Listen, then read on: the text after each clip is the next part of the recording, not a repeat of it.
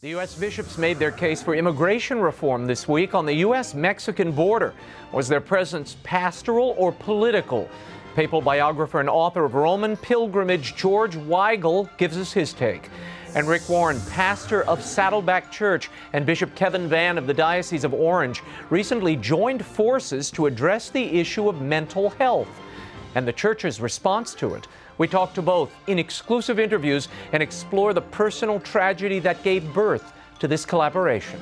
And Catholic businessman and founder of the Napa Institute, Tim Busch, reveals the secret of his success and explains the creativity deficit inside and outside the church. And finally, we lost a great American hero this past week. We'll remember former Vietnam prisoner of war, retired Rear Admiral JEREMIAH DENTON in a special tribute. The World Over Live begins right now.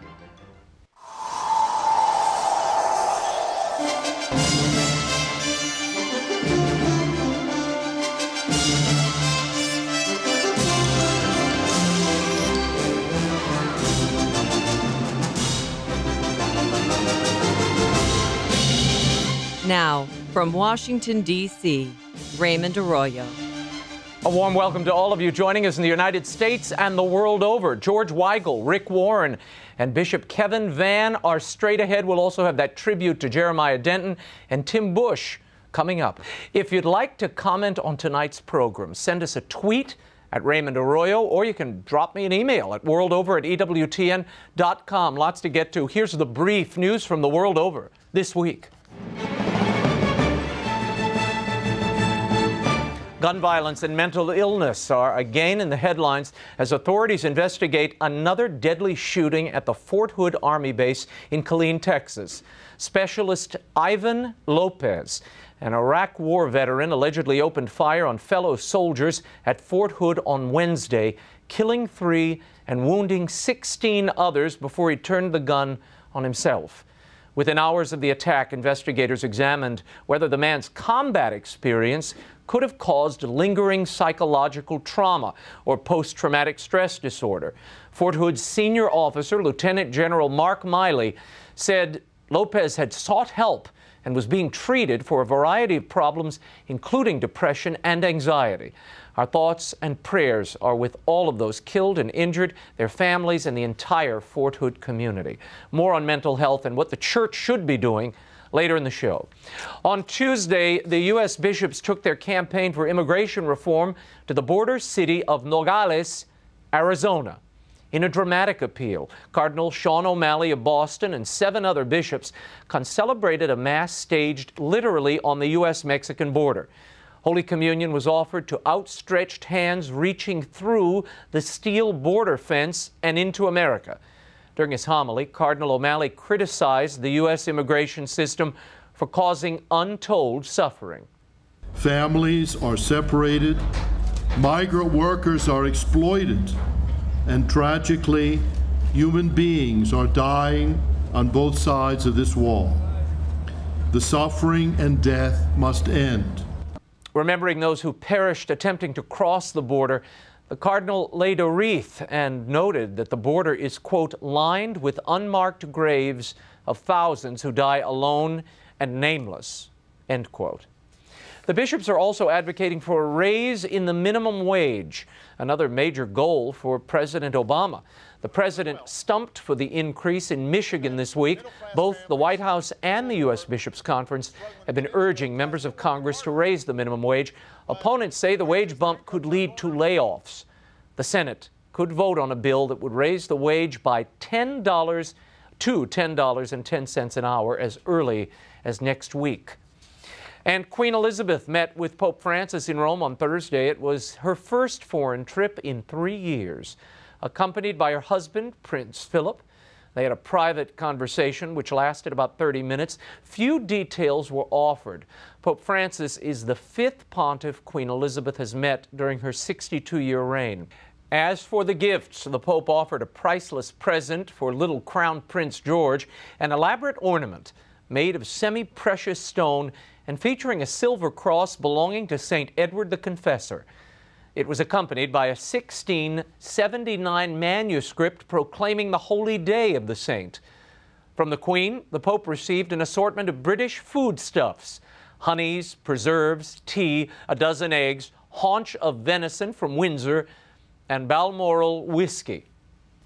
Back in the U.S., American Dioceses paid out nearly $109 million last year in funds related to the clerical sexual abuse scandal. This according to the latest U.S. Bishops report. Only 62% of that total was spent on settlements and therapy for victims. The rest covered attorneys' fees, support for offenders, and miscellaneous costs. Religious orders kicked in an additional $14.5 million. Also noted in the report, the total cost to the church since the abuse scandal broke in 2004, a whopping $2.74 billion. And a multi-million-dollar scandal is brewing in Atlanta as the Archbishop is apologizing for his decision to build a multi-million-dollar residence while defending it. Archbishop Wilton Gregory said it was a mistake to build the $2.2 million mansion located in a posh Atlanta suburb, even though he and his advisors were able to justify the project, quote, fiscally, logically, and practically. The manse features a gourmet kitchen, a safe room, and 6,400 square feet of living space. The Archbishop further defended the residence, saying that the money for the project came from an earmarked donation from the late Joseph Mitchell, nephew of Gone with the Wind author Margaret Mitchell. The Atlanta controversy comes a week after Pope Francis accepted the resignation of a German bishop who spent tens of millions of dollars refurbishing his residence. In an interview with the Associated Press, Archbishop Gregory was asked whether he had brought this matter to the attention of the Pope. Oh, no. No, this doesn't rise to the standard of papal consultation. The Archbishop said he would now consult with diocesan officials as to whether the new residence should be sold. And finally, Autism Awareness Month kicked off on April 2nd with the annual Light It Up Blue campaign. On Wednesday evening, iconic landmarks worldwide were dramatically lit to raise autism awareness. The autism rate among children continues to rise. An estimated 1 in 68 U.S. children are diagnosed with a neurodevelopmental disorder that is characterized by social impairment, communication difficulty, and repetitive patterned behavior. In support of the effort, the head of the Pontifical Council for Healthcare, Archbishop Zygmunt Zemowski, said the Vatican would sponsor a conference later this year dedicated to autism and urged more support for those afflicted with the condition. When we return, papal biographer and theologian George WEIGEL joins us to talk about the U.S. Bishop's latest effort at immigration reform and much more. The World Over Live continues in a moment. Stay right there.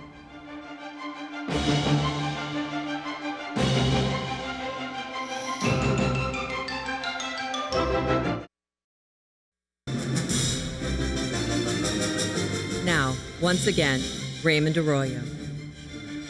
Welcome back to The World Over Live. So much to discuss this week. The bishops were at the border urging immigration reform, and the Pope recently met with the President to comment on all of it. We are delighted to be joined by our friend George WEIGEL, papal biographer, as well as author of the new book, Roman Pilgrimage, The Station Churches. One of your most beautiful books, by the way. George, thanks for being here. Let's start with this effort we saw on the border. It was rather extraordinary to have a cardinal, several bishops. They had worshipers on both sides of the border. It was an effort to raise awareness of the plight of migrants and to urge immigration reform.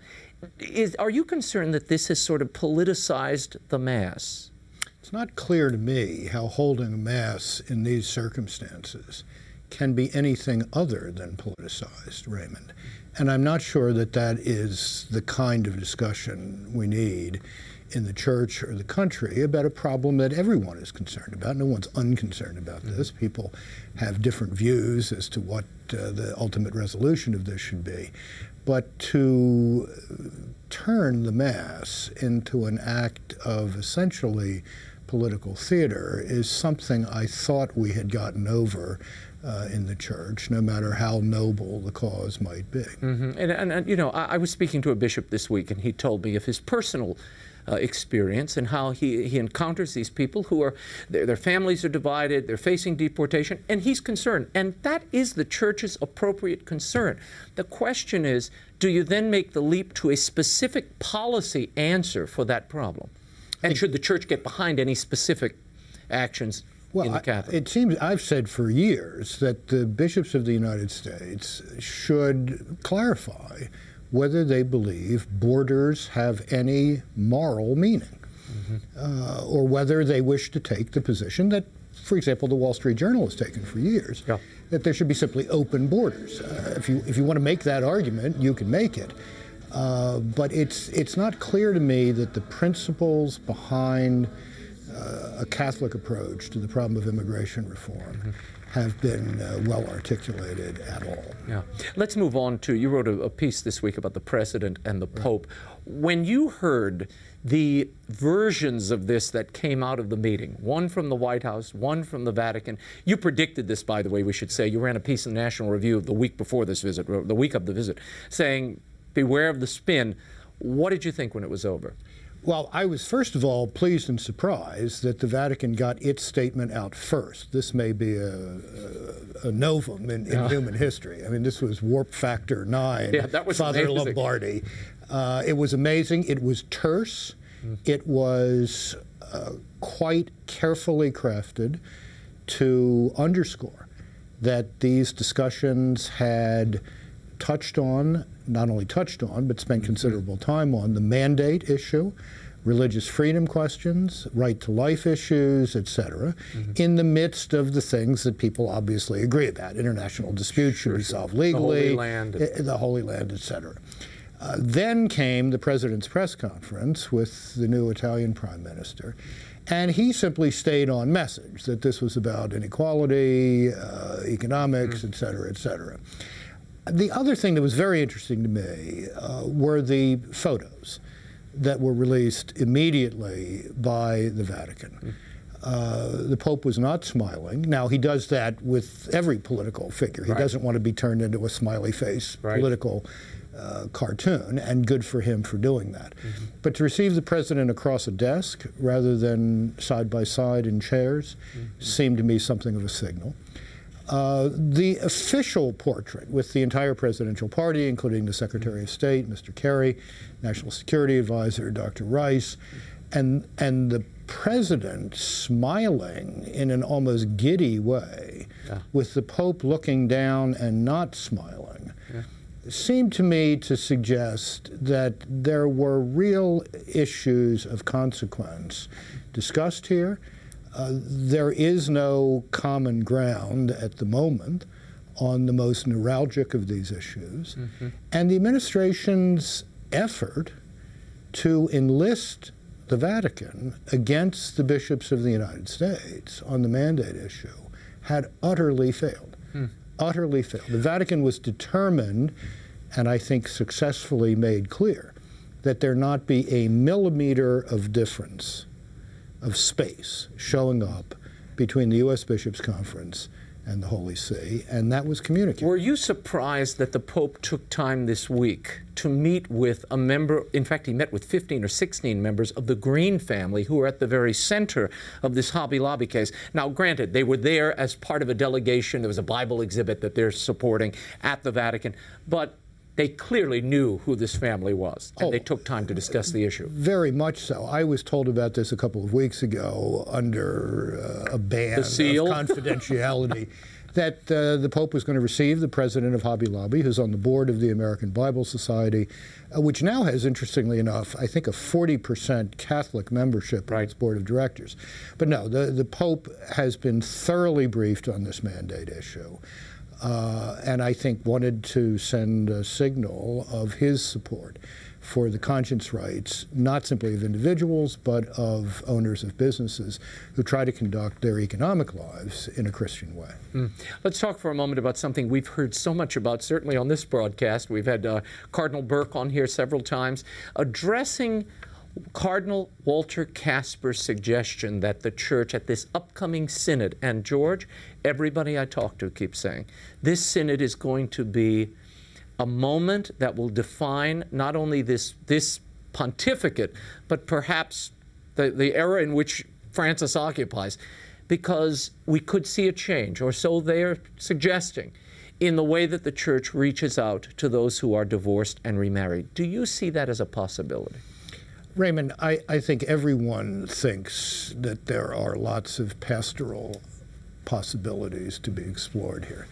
The notion that there is going to be a dramatic change in the church's understanding of who is capable of worthily receiving Holy Communion, this is not going to change. It's not going to change because it can't change.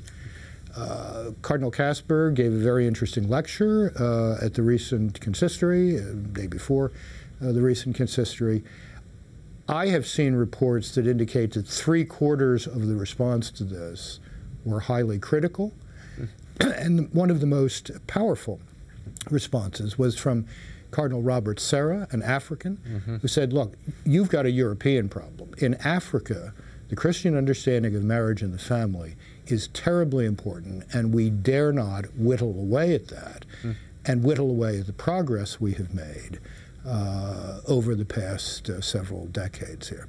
So I think there's a bit too much overreaction to this. Cardinal Kasper is an interesting man, a very accomplished theologian. He's not running the Catholic Church. Oh, yeah, well, that seems to be the consensus of everybody I talked to as well. In Venezuela, the church for the first time, George, is coming out, and they've done so this week in a very vocal way, taking on the president there, saying, look, you are brutalizing any dissenters, including those in the church. Right. What's your read on this situation?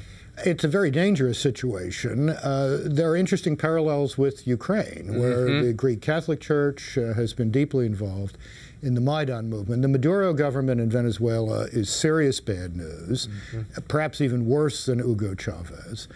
The present Cardinal Secretary of State was the nuncio in Venezuela for years. So I think this is now very much on the radar screen in Rome. And I think the church is perhaps the only civil society institution in Venezuela that can bring effective pressure on Maduro to stop this violence. Why speak out now?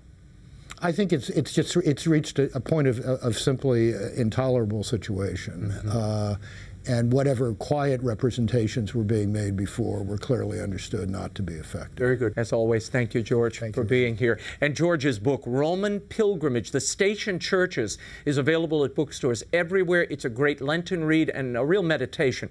And another recent offering, Evangelical Catholicism, which came out last year, will be out in paperback on April 22nd. You can keep up with George Weigel's always insightful columns at the Ethics and Public Policy Center, eppc.org. When we return, studies show that mental illness will affect 1 in 4 American adults at some point in their lives. So where can they go for help? Rick Warren and Bishop Kevin Vann have joined forces to answer that question when The World Over Live continues. Stay right there.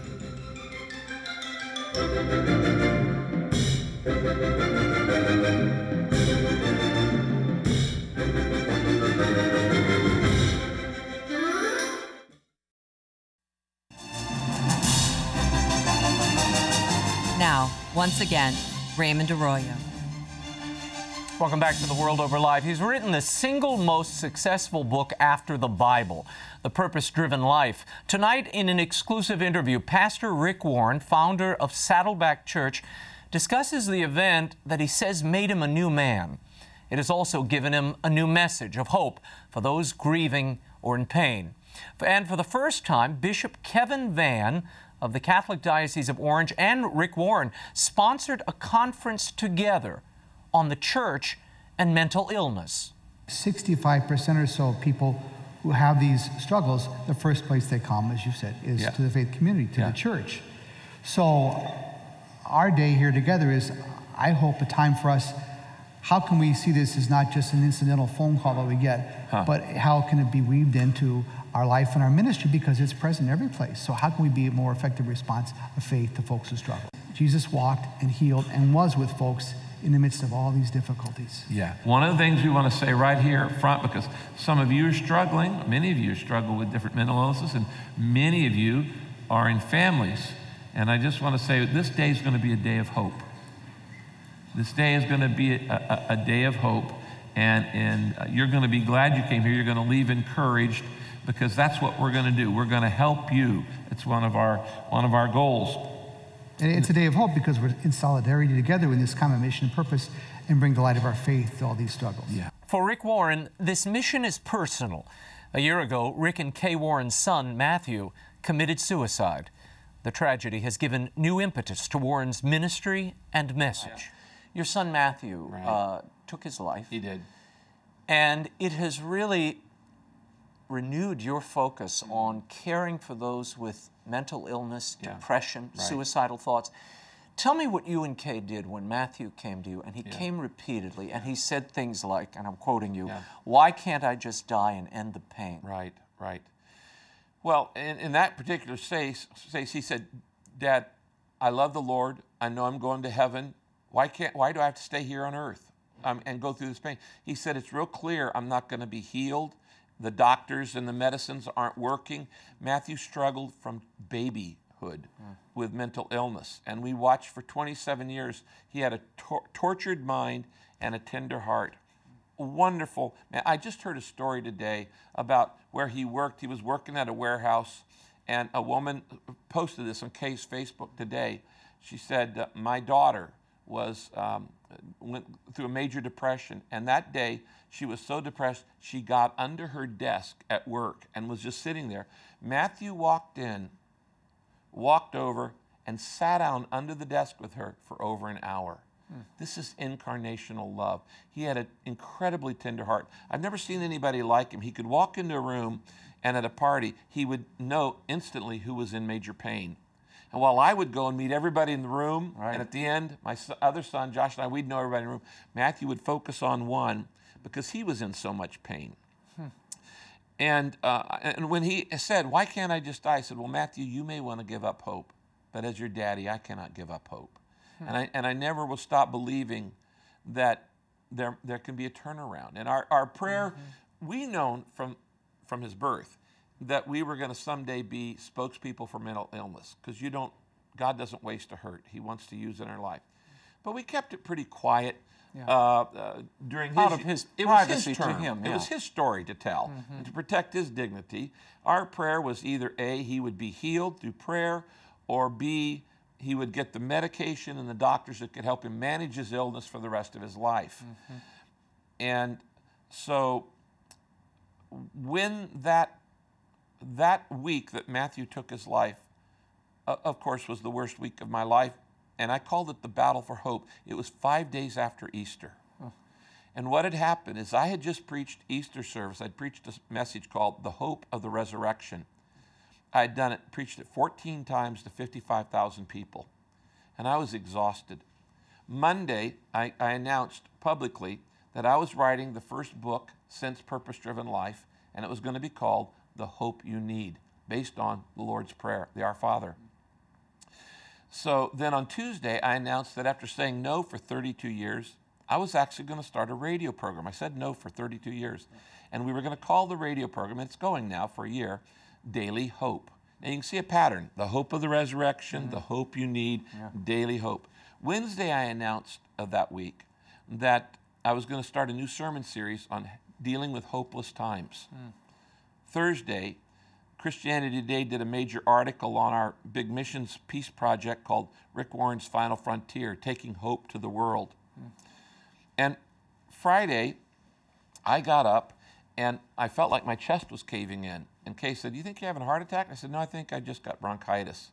And so my associate chief of staff took me to the doctor, and he said, "You've got pneumonia in both lungs." And so I called my associate pastor, said, "Tom, you're going to have to preach this weekend." I was planning to preach on what to do when you're under attack, 2 Chronicles 20.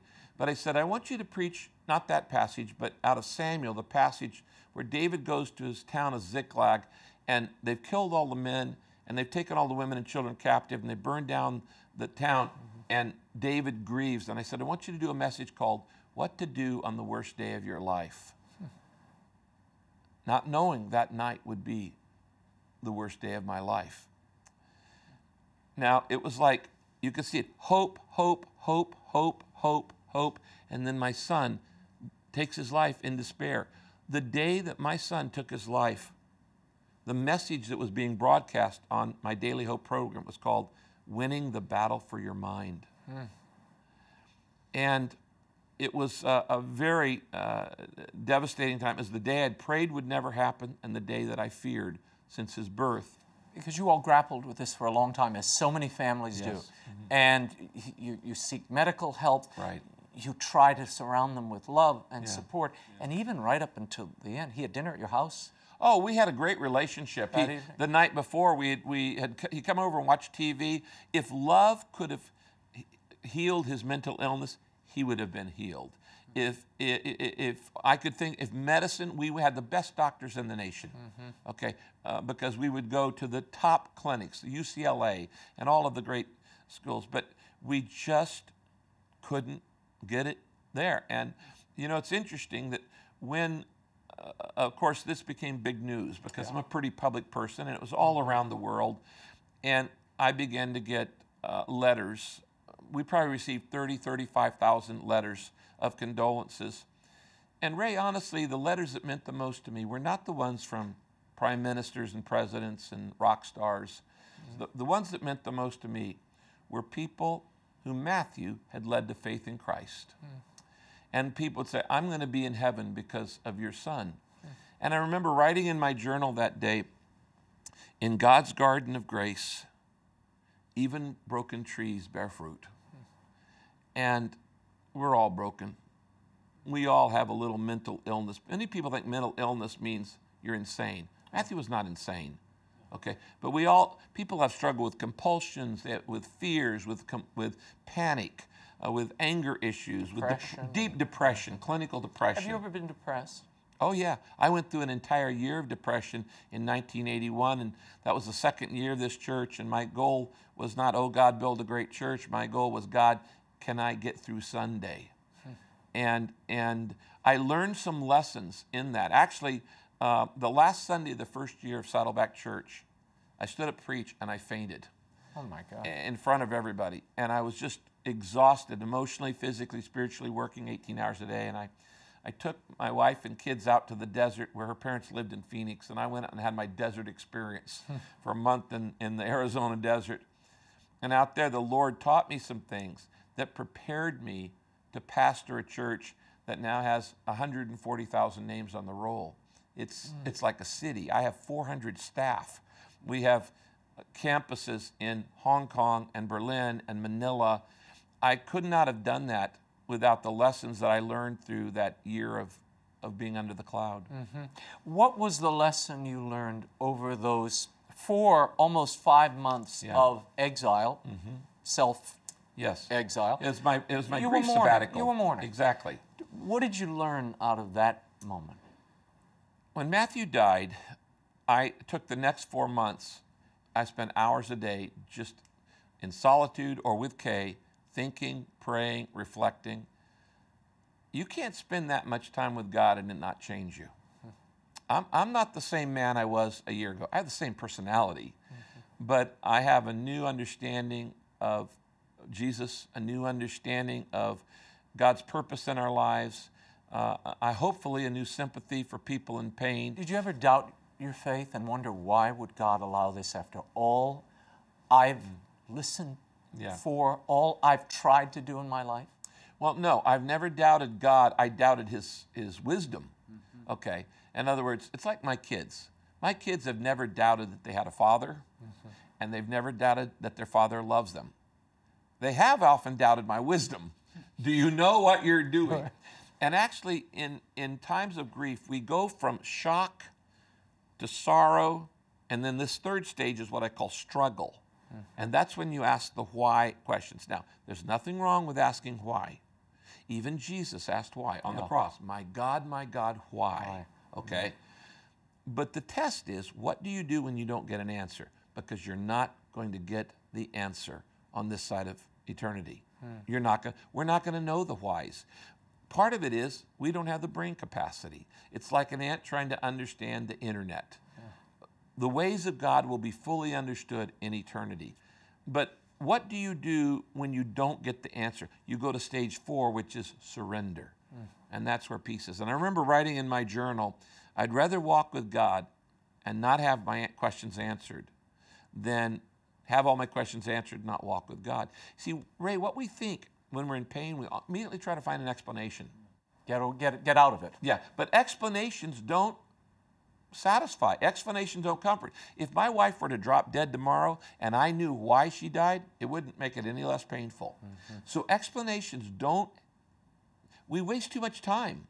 What gives us comfort is the presence of God, the Holy Spirit indwelling in our lives. That's what comforts us, not the explanations. 48% of evangelicals in a poll said that prayer and reading the Bible alone could cure and should cure mental illness. Yeah, I saw that statistic. I don't agree with it.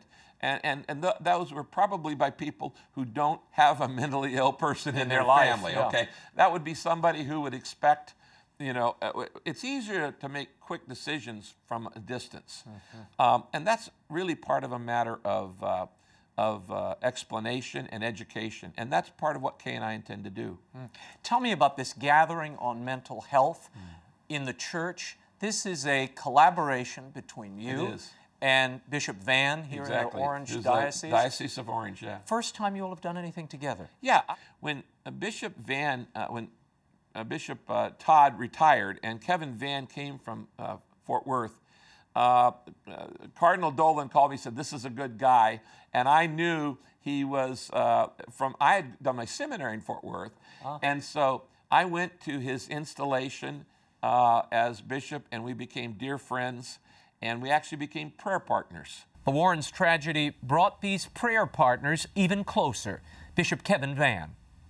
Then when his son committed suicide, I called him. And I would really call he and Kay just to check in on them monthly, every couple of weeks. They didn't have to respond back, but I called them.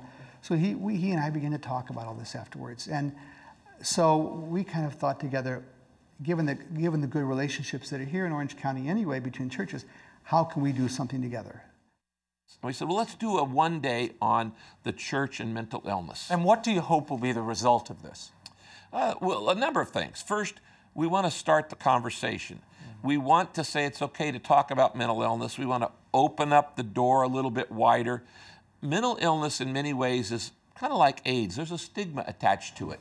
People don't want to talk about it. Now, I don't understand this when you think about it. If my liver doesn't work and I take a liver pill, there's no stigma to it. If I have lung cancer and I take cancer medicine, no stigma. If I have diabetes, no stigma. But if my brain doesn't work and I take a pill, why am I supposed to be ashamed of that? Your brain is simply another organ. And when the brain doesn't work, it doesn't work. And you know what? To tell someone with mental illness, you're depressed, just be happy. Right. Just try to think about it. Get over it. That's like telling a bird with a broken wing, just believe you can fly. It's not going to fly. The wing is broken. And when those neural pathways are broken, it's going to take more than just positive thinking and a good attitude. There are relational issues and physical issues and biological issues are all involved, but spiritual too. Tell me about the Matthew Warren Fund that you're starting. Yeah, well, we're not going to actually name it after him. We just used his name at the start, which was to invite people to give to help people with mental illness around the world. And really our goal as a pastor, of course, my belief is this belongs in, through, and to the church. I believe that the local church, the local parish, is the hope of the world, is the answer to all of our issues, because it has distribution, it has more volunteers, it has local credibility. It's where people go when they're in struggle. When people have mental illness, they don't call the police first, they don't call a lawyer first, they don't call a doctor first, they call their parish. And the first person is not even the priest. The first person is that receptionist. The conference is how to help and equip, say, pastoral workers, church workers, parish workers, to be able to respond in a way that's helpful to make good referrals and appropriate referrals. Because so often when they would come or call, you don't know what to do. And so we want to train church leaders first how to do triage on mental illness. First responders, exactly. We want to remove the stigma. We want to share resources. We want to begin the conversation to say, look, this is not anything new. There's a biblical reason, and there is a historical reason, there's a practical reason for this. First, biblically, Jesus cared about the sick. The Bible tells us Jesus went into every village preaching, teaching, and healing. Okay, so 1/3 of his ministry is health care. So the audacity of the government trying to tell us how to do health care. Are you kidding me? The church has been in the healthcare business 2,000 years longer than any government, all right? The church invented the hospital. Most people don't know that. That's true. We invented it. And you go to any country, the first school and the first hospital are always started by missionaries, Christian missionaries who are doing it because of our teacher, healer, savior, Jesus. So this is not like something we're inventing. The church has been doing this for 2,000 years. So Jesus did it. Historically, Christians have done it. And then practically, it's the place people go to first. I want to thank Rick Warren and Bishop Kevin Vann for being so generous with their time. Be sure to tune in next week for part 2 of my exclusive interview with Rick Warren, where he discusses why the Vatican has been investigating his church.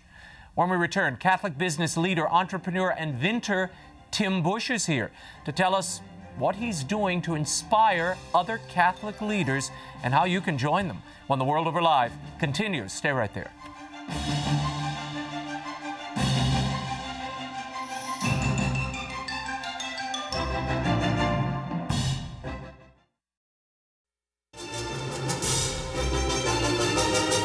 Now, once again, Raymond Arroyo.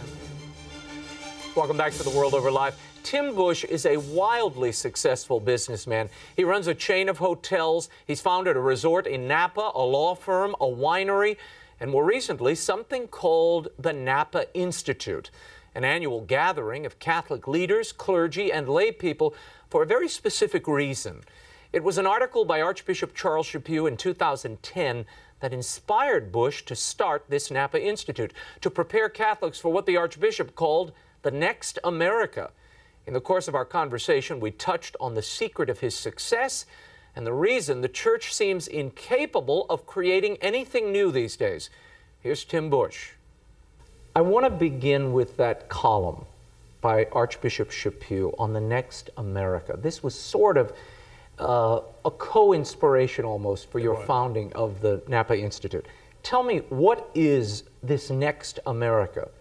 In your mind? Yeah, it's the secular society that we see preceded us in Europe, and where all of a sudden the country that was founded by strong Protestant Christians, and which all of its elements of its founding documents were Christian-based, and all of a sudden you can't talk about Christianity in the marketplace. And I think it's accepted by even good, strong Catholics, and I think even clergy, that are starting to vacate the whole faith concept. And it's all of what Obamacare and all this kind of thing we're dealing with is, so the secular America is the next America. And so we have to be Catholic leaders. We have to understand how we deal with our faith in that environment. It really is belief versus non-belief versus nothing. I mean, that's sort of the breakdown. And as I was rereading that piece, which came out, I think, in 2010, it reminded me of Father Richard Newhouse's Naked Public Square, this notion that you can kind of,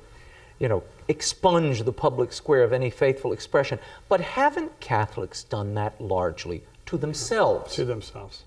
It's really true. I've read that book, Raymond. I loved it. It was about 20-some years ago. It's an oldie, but it holds up. I was quite young when I read it, but I think Catholics do it to themselves. For some reason in our faith, we're very humble as a faith, and unlike other major traditions who really, stand up for themselves, we don't do that, and I think it's time that we do. And even our clergy and our hierarchy of the church, they shy away from that. They want to get along. And the unfortunate thing is getting along is getting to the least common denominator, and we know the least common denominator is atheism. That means no God. Now tell me, where does the Napa Institute come in? What do you offer, and what was the first impulse for the founding of the Napa Institute? Well, I envision an opportunity for Catholic lay and ordained leaders to get together, kind of like a Catholic Bohemian Grove, where every summer they have up in the redwoods. Out in the redwoods in Sonoma, they get together and they, kind of share stories and talk about business and politics. And this obviously is focused on the Catholic faith. And it's actually been quite well received in the first few years. This year will be the biggest ever. We'll have over 300 in my opinion. But we've got presidents of Catholic universities, presidents of movements, founders of movements, business people, legatus representatives, as well as a whole host of bishops. And we have 2 cardinals coming, Cardinal James Harvey from the Vatican, and Cardinal Levada, who was the highest ranking American ever in the history of the church as a prefect of the Congregation of the Doctrine of Faith. So it's a really got 3 prongs. 1, academic study. 2, social, wine and food, cigars. That's where really the opportunity to exchange ideas, and then very strong liturgy and spiritual direction. We actually build a church because the chapel is too small. We have a permanent chapel, as you know, and we have permanent adoration going on in the chapel. But then we have in the cave, in the back, we have a cave that's dug out, and it's really cool. And we set that up as a permanent church, and there's where the main liturgies go on. Wow. Now, that cave serves multi-purposes. It does. I've been to this fantastic resort, Meritage Resort. Yes. And it is home to your line of wines. Yes. Now, tell me about that, because when I years ago when you first mentioned this to me, I thought, this is a very clever way. We often hear people talking about the new evangelization to the point where, frankly, I don't know if they know what the new evangelization is. But it seems to me this is a great vehicle of the new evangelization because it comes at you without you really seeing it. Yeah, and I think, as Pope Francis tells us, we need to meet people where they are. If 22% of the people are going to church on Sunday, that's not where the Catholics are. And so we need to meet them in commerce. And this is what I'm talking about, bringing faith back into the marketplace. And the wine, which is called Trinitas, it's Latin for Trinity, of course, and we talk about on the back of the label, it's the fundamental principle of Christianity, the Trinity. And we have a little blessing at the end on the label. And there are distributors and retailers that we're a little hostile. Yeah, they don't carry the wine because they think it's got faith base. But by and large, I get nothing but positives. So the wine, we actually made a Ratzinger wine. Oh, I know. One of my favorite, that Ratzinger Zinfandel. Exactly. With the ZIN in the middle of Ratzinger. Yeah. I like it. Yeah, Pope Benedict liked it too, and he took it up to his room, I'm told. But we have a new one coming out, which we'll be giving to the Holy Father in May, called Cabernet Francis, which is going to be a Cabernet Franc wine that will have his name. You also were instrumental in instituting a couple of schools, privately run Catholic schools. Tell me about that partnership, that model, and how others have carried it on. Yeah, we started in 1992. We started a school called St. Anne, preschool through grade 8. It has about 800 students. So it's a sizable Catholic school. It's private Roman Catholic. It's off the balance sheet of the diocese, but it is under the supervision of the diocese. Then I went on in 2003 and founded a high school called J. Serra after Junipero Serra, the founder of the Missions of California. And we have about 1,150 students in that high school. It's a fabulous facility. And how did this start? Where did this come from, this notion of starting the school? Was it personal? Yeah, it was personal. My wife was looking for Catholic schools in South Orange County where I live, and they just hadn't, that's a newly populated area at the time, and they just were old, run down. Facilities were. Typical, we see, built back in the 50s and not maintained. So I said, it's like sending my kids to a prison. I said, why don't we found something that's decent? And so we started, and within 57 days we had the school formed. So it was no big strategic plan. We'll study it for 5 years and think about it. We just went out and did it, and relied on the Holy Spirit to provide, and He did. And the school started up with about 130 students, and like I said, has about 800 students. You said something there I don't want to miss, and it's something that I personally think ails not only those in the church, but those in the secular world as well. That entrepreneurial spirit, you said we went out and we did it. We just did it. Do you think that becomes a hobbling approach when the first instinct, it seems, of so many companies, and certainly the church, is we got to get a committee, then we got to get a larger committee, then we need to get some consultants, then we have to do, then we'll do some project, the survey, and we'll figure it out, and then we'll flow charts, and that. As Mother Angelica said, by that time you forget what God asked you to do. Yeah. Is there a way around that? And do you think things are turning around? When people call me, because this has been copied throughout California and actually throughout the nation, I get calls all the time. And what I tell people is, I can sit here all day long and tell you what to charge for tuition and how to make the mission the center of the school and all that. But the most important thing you must have is faith. And you must not have fear. That is an influence of the devil. And this is why corporate America and frankly the church is unable to create anything new, because we're not risk takers. People that are risk takers get fired. Nobody wants to be fired. And so entrepreneurs, that's why they get the big bucks, so to speak, or why they have great success, is because they take huge risks. And they're not afraid. And they're not afraid. And sometimes it doesn't work out. But you've got to rely on the Holy Spirit, and you've got to focus on prayer. And like Mother Teresa always did, when problems surfaced, head into that adoration. Into the chapel. Go into that adoration, get in front of the Blessed Sacrament and say, okay, now what? Yeah, now what? And the answer will be given to you, the grace will be given to you. It happened to me every single time. We're doing a conference this fall here at Catholic U on economics. We've been involved with the formation of the Catholic University of America, a new business and economics school, and trying to reconcile Catholic social teaching with free markets. Because the only way to save poor people is through economic. Give them jobs so they have respect and dignity. Teach them to fish, not give them fish. How do you reconcile that with what Pope Francis recently said in his exhortation?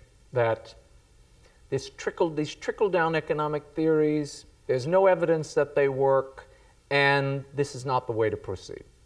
Well, the greatest removal of people that were under the poverty level in the history of the world has happened in the last 30 years, since 1970s.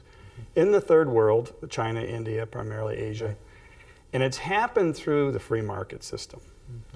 That's my evidence. There is evidence, and I don't know if you call that trickle-down economics, but some people, they're criticizing the wealthy as they have too much of the resources, so we need to redistribute. That's the age-old argument. It's not about redistribution. People are confused that somehow these people go out and spend all these billions. Well, yeah, I'm sure they do live a nice life, but they're responsible stewards, and we need to teach the business people that too much is given, much is expected. And Tim Busch is doing just that. The 4th annual Napa Institute Conference commences on July 24th at the Meritage Resort and Spa in Napa, California. Go to napa-institute.org for more information or call 855-740-NAPA. And that Trinitas wine is really good. Enjoy it in moderation, of course. Before we go, as we continue to grapple with the senseless tragedy coming out of Fort Hood, I want to pay tribute to a great American hero. Retired U.S. Navy Rear Admiral and former U.S. Senator JEREMIAH DENTON. He passed away on March 28th from heart complications in Virginia, surrounded by his family. He was 89 years old. Admiral Denton was shot down by the North Vietnamese in 1965, and he spent nearly 8 years in the notorious Hanoi Hilton prison, 4 of those years in solitary. He famously blinked the word torture in Morse code during an orchestrated propaganda interview in 1966. It was the first confirmation the U.S. had that our prisoners were being tortured. Denton exemplified the bravery, heroism, and sacrifice shown by American POWs throughout the Vietnam War. He joined me a few years ago to talk about his experience, what being a soldier meant to him, and the faith that was instrumental to his survival while in captivity. It got pretty hopeless. I couldn't think, I couldn't pray anymore, and I said to God, it's not easy to say, expressed with my whole being, I can't think of anything else to pray. I can't think of any recited prayers. I can't think of any spontaneous prayers. I'm in a desperate situation. If anything happens good out of this, it's going to be yours. You got it. You got me. You got everything about me. The instant I said that, I had been going through alternating periods of feeling heat and feeling chills. I was shaking at that time, and you could hear my chains around the camp. And the instant I willed that, it was like a blanket of warmth, just a whole aura of composure of no pain. The pain was immediate release, which was in my back. That was the principal part of the pain. And I just went from fear, anxiety, almost in unendurable pain, to complete comfort and assurance and no fear. A few minutes later, the guard came in. The camp commander himself came, a guy we call the Lump. He was a pretty senior guy. He came with the 2 guards and told him to go in there and break Denton. Break his legs if you have to, but break him. And he was screaming. He was screaming at them. They came in, and one of the boys was about 19 years old, pretty good kid. We called him Smiley. He did his duty. He tortured, but I don't think he liked it. At any rate, he and the other guards started pulling on his pulley, and I just looked at Smiley with a smile, expressing what was in me. I don't hurt. You're not going to break me, and you're not a bad guy. How can you do this to another human being? His face broke, contorted, tears. He yanked the other guard off the pulley and went outside and started screaming at the camp commander he wasn't going to do that anymore. They're going to have to find somebody else. And 20 minutes later, they came in and put sulfa on my open wounds, released the rig, and carried me out to an isolated place where I supposedly couldn't tell the other guys I hadn't given in. As an outgrowth of your faith and this conviction and this understanding of freedom, when given the opportunity to go before the cameras and during your interrogation as a POW, you did something extraordinary, and I have tape of that. I want you to look at this and tell me what you're doing here. Well, 3 days ago, they hit me for confession. I'd been tortured unconscious a number of times. I gave them what I hope was a not credible confession. Then they told me, set me up on the top of 2 stools placed on top of each other, and told me they were going to do this to me, have me interviewed, and I was to condemn my government. Right. But the blinking there. Reisner and I prayed about what I should do. Should I just refuse to go to the interview or go and try to blow it up? And the chances of that working were 1,000,000 to 1, because I go there and I defy them, and then they burn the tape and torture me some more. But I decided to try that, okay? And I got there, and they entered the room, and as they came in, there were these lights like that, and I said, in case they change the words that I intend to say, I'm going to blink the word torture to prove that they at least had to torture me to get me here. And then when he asked me the questions, they asked me twice, the key sentence being, what do you think of the policy of your government in Vietnam? The first time I said, I don't know what the policy of my government is, because the only sources of news I have are North Vietnamese. But whatever the policy of my government is, I support it, and I will support it as long as I live. They asked me another time, and I said, the same thing about, I don't know what the policy is now, but whatever, but I am a member of that government, and it is my job to support it, and I will support it as long as I live. Well, I thought when they dragged me out of there that nobody was ever going to see that, and I was going to get hurt pretty bad. I was hurt pretty bad, the worst torture I ever got after that. But by the grace of God, that Japanese photographer who had been having such interviews and taping tortured confessions knew he had a big scoop. He sneaked out of Hanoi that night, went back to Tokyo and auctioned it off. The first bidder was ABC for 50 grand. And I didn't learn until 3 days before I was released that a lot of people had seen it. Right, and Navy intelligence read torture. I was so grateful to God. There. That was the most great, yeah, they read the torture, but I believe they knew guys were already being tortured by the fact that some were confession. I was not proud of that. I was proud that I defied them. That's what, when the Navy gave me the tape of that, they said, Denton not only blinked the word torture, he defied the North Vietnamese. I'm glad God gave me the grace to do that. Now, once you and your fellow POWs were liberated, you were chosen to speak on their behalf. Here's what you had to say. No, I wasn't chosen. I was a senior officer on the first plane to land. That's why I spoke. Here's what you had to say on February 12th, 1972, when you arrived at Clark Air Force Base. 1973. I got that wrong in the tape. It's 1973. We've had the opportunity to serve our country under difficult circumstances.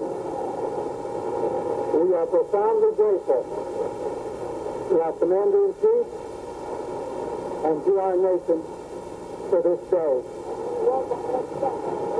God bless America. God bless America.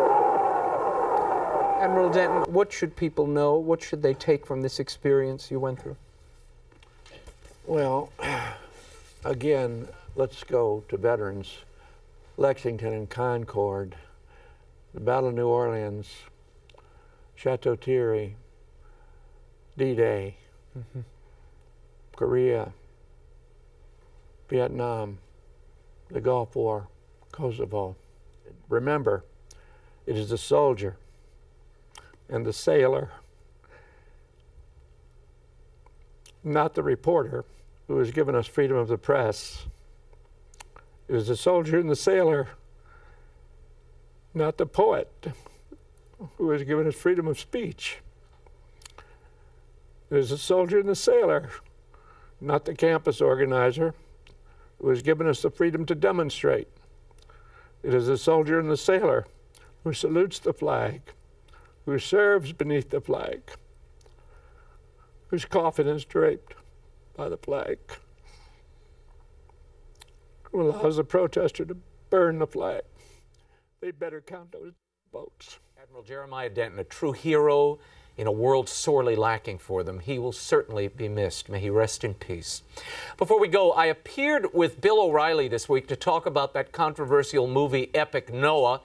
It went something like this. They went to see Gladiator in an Ark. What they got was Black Swan's daddy in Waterworld. People were willing, I think, to give it a chance. But once in the theater, when you've got the entire arc of the story, once they're on the ark, no pun intended, Noah's mission, he believes God is moving him to wipe out his grandchildren. He's got a knife in hand trying to take out the grandkids. This is a very dark conception of this story. Frankly, a week after the release of this movie, I'm kind of Noah'd out.